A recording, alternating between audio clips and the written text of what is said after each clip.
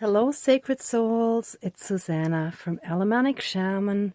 What I have here for us tonight is a bit more healing and clearing our bloodline that has to do with blame shifting. And basically, the last 2 days, I was working on a little home reno project that involved cutting and sanding wood and, putting up the shelf. And as I was doing it, I realized that it's basically like our healing is very similar to a renovation, let's say. Because first you gotta tear it apart and it turns into this big mess and you're all over the place. It's chaotic. It's just for anyone who doesn't have a vision of how it's going to be when you're done, they're just going to think, oh my gosh, forget it. Like, this is nuts. This is crazy. This is too messy. But for us, when we have a vision of how it's going to be when we're done, which is like our healed, ascended version of ourselves, then we can keep that vision in our minds, in our third eye, in our, just mental state, or as a mental image, I mean. So that's basically what we're going through. So it may look like our lives are falling apart, or they have fallen apart, or they are super messy. And that may be reflected in your living situation as well. But there's a really good, healthy reason behind it, because we're in the process of healing. And you got to tear things apart before you can rebuild them in a better, healthier way, right? So I was shown a situation today of blame shifting where basically when we were growing up and we were children, a lot of us were growing up in families where the caregivers, parents, possibly older siblings or other relatives, made us feel like we were in the way, we were a nuisance, we were annoying, anything along those lines. We were just not really welcome, or at least not in the way that we were. So that, like, with growing up with that, usually turns people into adults that still want to be out of people's way. So let's say if you walk down the street, you might be the person moving out of the way when let's say if you walk directly towards someone, then you might be the one accommodating the other person and letting them go first, or anything like that, right? Let's say if you're driving, that would be similar. And if then, for example, you hurt yourself, let's say you stub your toe because you walked into a rock because you were accommodating the other person, making room for them.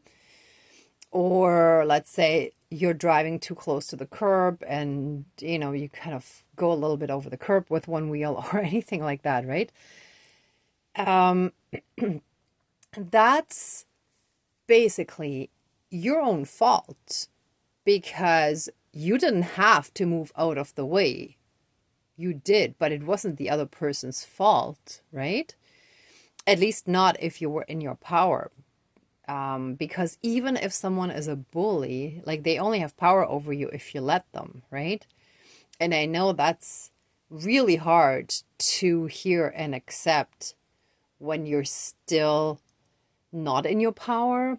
But when it comes down to it, bottom line, and more or less harshly said, that's how it is. Now, I've not always stood up to bullies either, or just partially.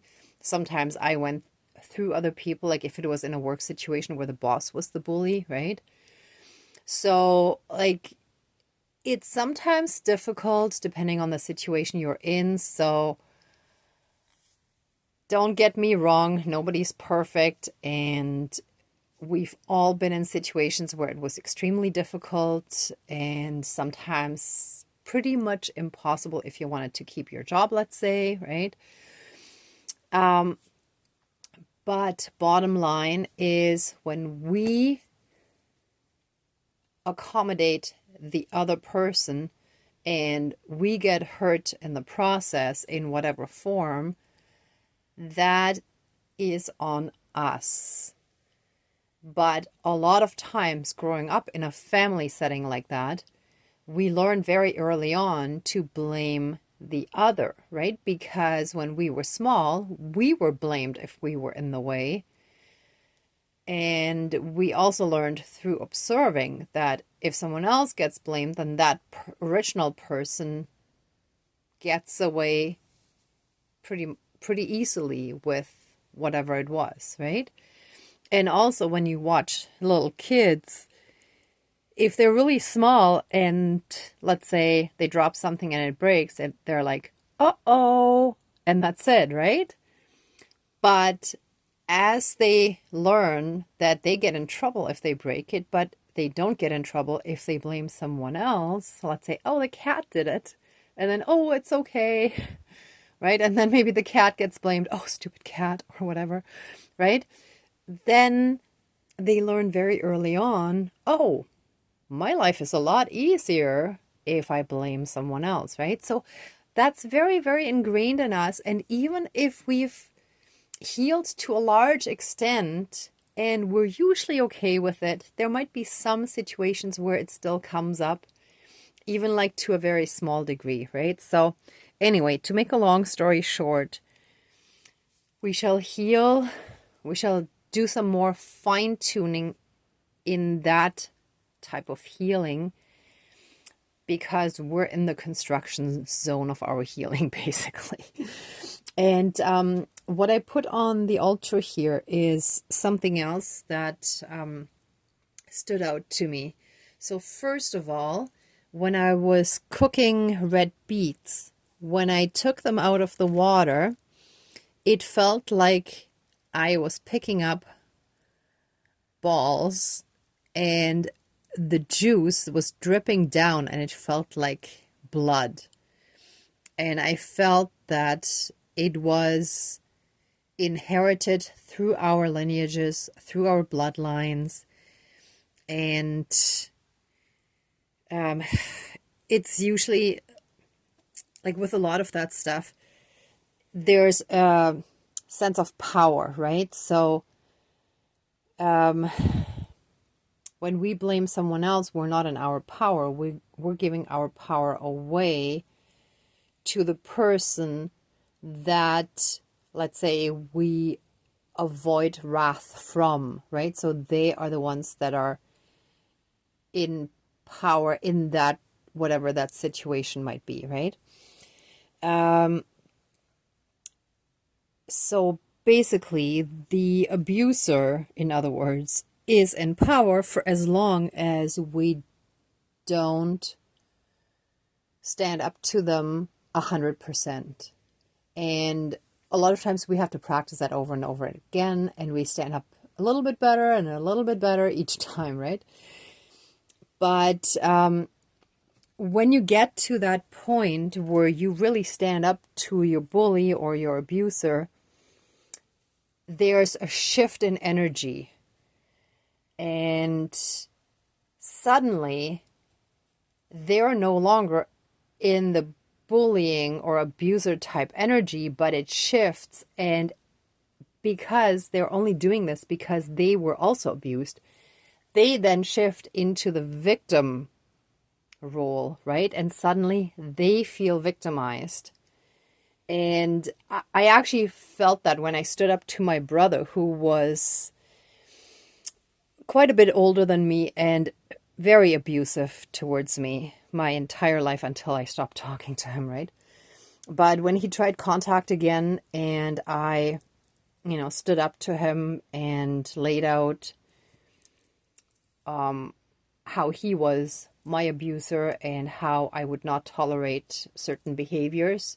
If he ever wanted contact again, he would have to abide by certain behaviors.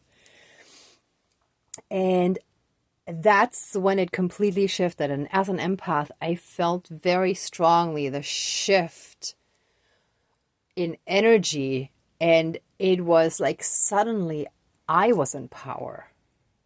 And it was almost like a small part of me, the unhealed part, kind of enjoyed that shift of like, now I'm in power, kind of, right? But, and almost laughing at the reaction that seemed kind of childish, right? That the person who was like doing a lot of like down-putting and displayed very abusive behavior was suddenly completely feeling victimized by being given rules of conduct and behavior of what is acceptable and what isn't. So yeah, that's anyway. So basically the point is, like, if you're ever in a situation like this, you will and you're sensitive to energy, you will feel the shift. You can completely feel the shift. And even if you're not consciously aware of it, I'm sure you will realize, like, suddenly you feel like, oh, I'm in control now. Whoa. Or something like that. I'm pretty sure that will work for anyone. Anyhow, so we are healing from this toxic dynamic that is still kind of happening, right? To a lesser degree, but until we're fully healed, it's going to keep coming up. Now, I felt guided to use a white swan feather today for this one, for the purity and innocence. And I have them in 3 sizes, which made me think of grandparents, parents, and children. So that is actually also perfect. It perfectly ties into the generational abuse that's passed down, and we're actually healing that with that. Okay. I think that's it. Oh, and I realized I forgot the smudge bowl. Give me one moment, because I just basically put things back more or less, but I was sitting in chaos myself. Yeah, I think I have enough here that should work well enough. Okay. It's not like we need a lot, just a little bit should do the trick. Oops.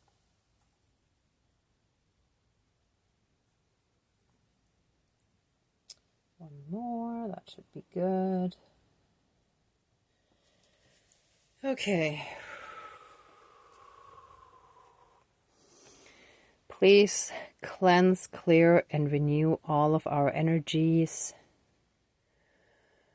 and reconnect us fully to our own divinity within us, as well as the divinity all around us, in all beings, in all things, animate and inanimate. We're all connected. And once we realize that, we're stepping into oneness.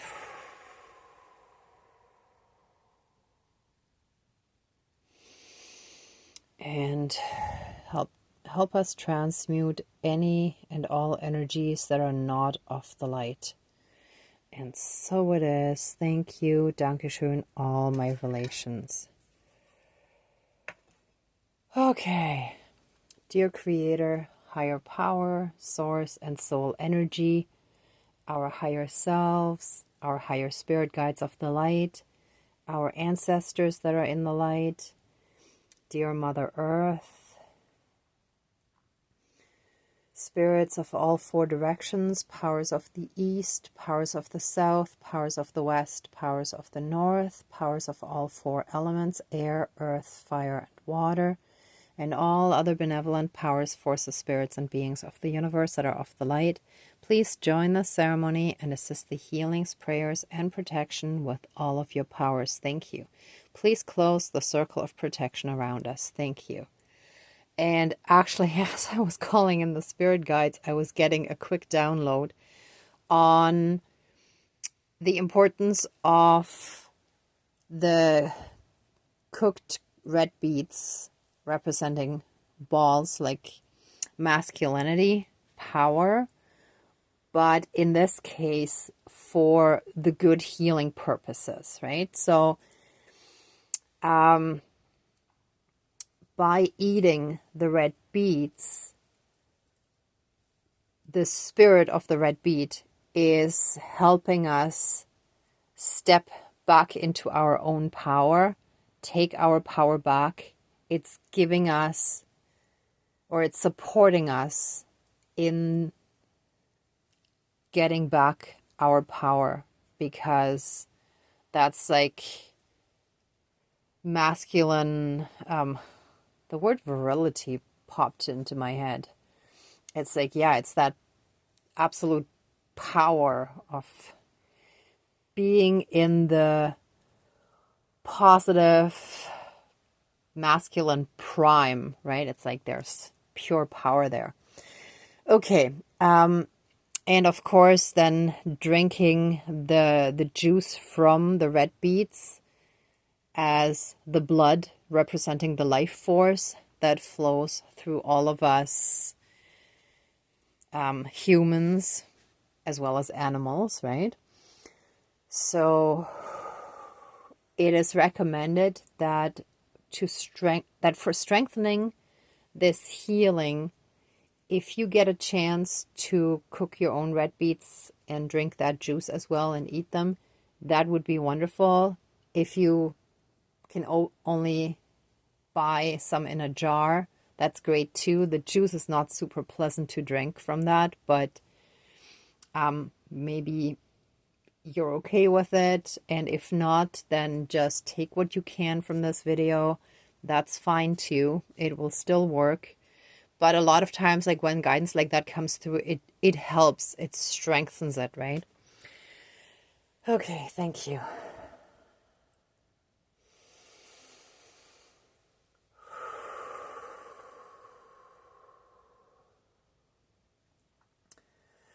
Let us and our bloodlines be fully healed from the toxic abuse that was passed down from generation to generation by blame shifting, by not taking the blame in the sense of responsibility, but thank you, spirits. Not even looking at it as blame, simply taking responsibility.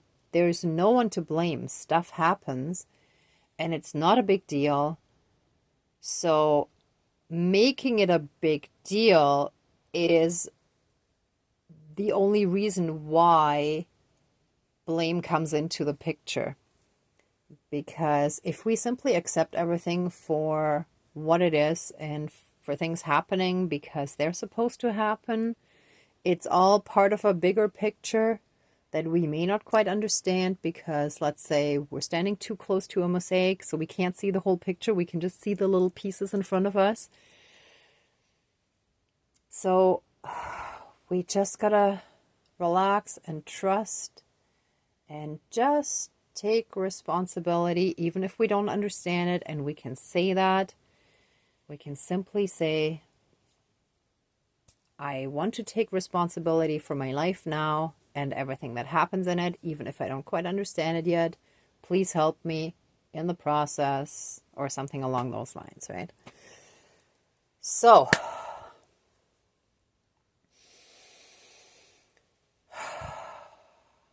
actually, that's exactly what we're going to do now. Please help us shift out of this whole dynamic of blaming others or ourselves. Oh, and here's still a lack of power in the voice. Like we still can't fully speak our truth yet. Wow. So please help us shift out of this toxic need for blame, blaming ourselves, blaming others, for guilt being assigned to either ourselves or others. And help us relax, trust the divine, trust the universe, trust that everything unfolds exactly as it should. So there is no need for blame. Things just happen and that's it. No problem, no big deal. Everything that happens for a reason, and we learn from everything, and that's it. We can accept it, grow from it, and move on, and simply let it go. Thank you, Dankeschön, all my relations.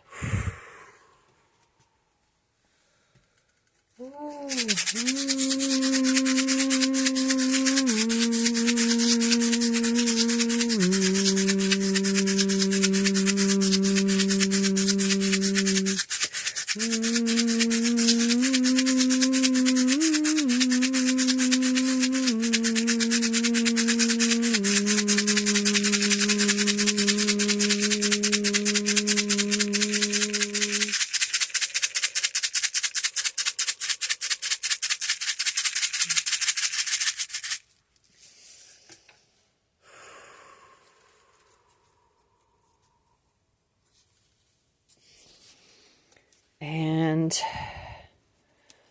let the generations work together. Thank you, Great Spirit of the Swan, for helping us return to purity and innocence by letting go of these toxic patterns, by letting go of resentment, letting go of the need to blame or feel guilty. It's okay. Everything happens exactly as it should. It's all right.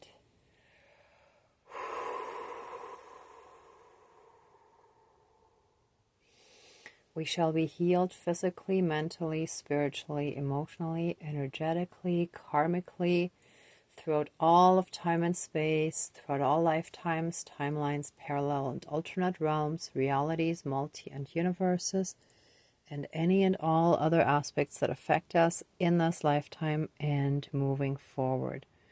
And so it is. Thank you. Dankeschön, all my relations. Oh.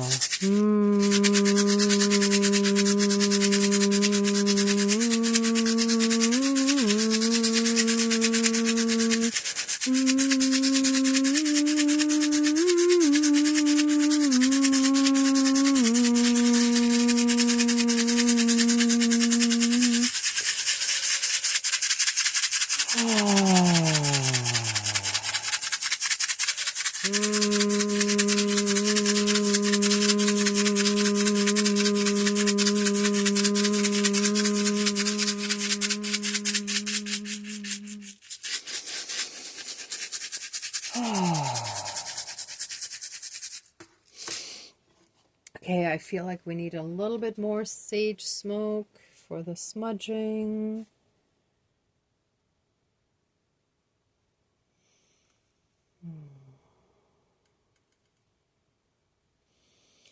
We are peace, we're love, we're joy, we're happiness, we're harmony, we are happiness, we're divine, we're abundance, And we are one with the universe. We're one with creation. We're one with all that is.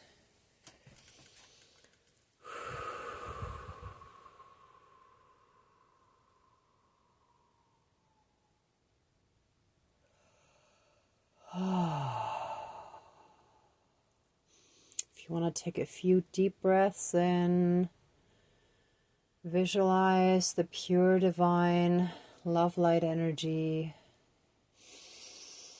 And you're breathing in and you're breathing out any of those dark remnants, letting all of it go.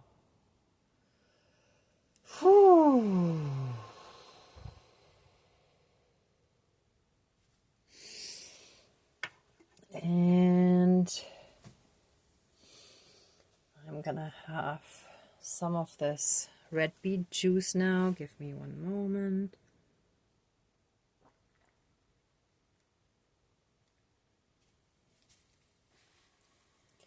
Okay, but I'll finish the rest later.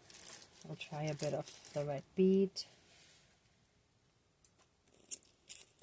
They were cold, they were in the fridge.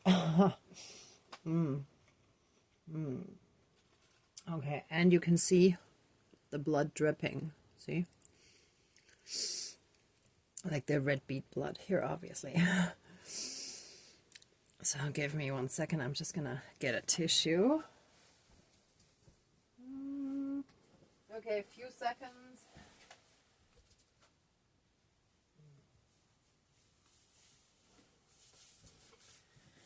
Okay. Whew.